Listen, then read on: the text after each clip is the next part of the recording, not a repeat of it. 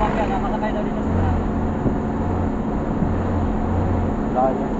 Dito yung mamaya, sa likod. Ay, mahuhuli pa sila, hapon na. Murang takaw naman na yun.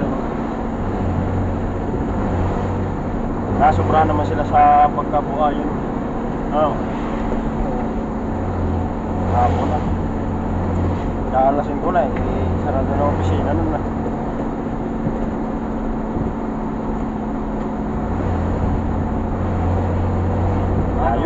Ayun. Ayun. Ha? Andun. Yan, siya.